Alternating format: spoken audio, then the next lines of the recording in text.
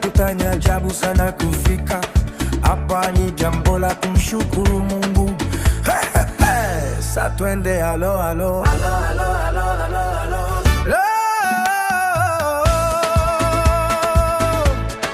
Mimi ni mzima, sijui wewe hapo, nilishafuta kumbukumbu za zamani, sasa nipe enjoy, tunakuna lengine. Wewe kama una ex mwambie atulize mshono. Wewe kama una ex mwambie atulize mshono.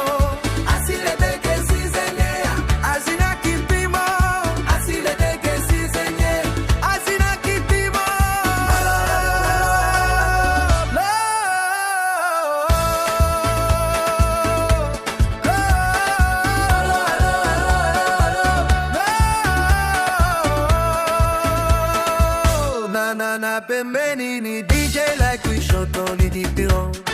Pembeni ni DJ like we shoto mi dipiro.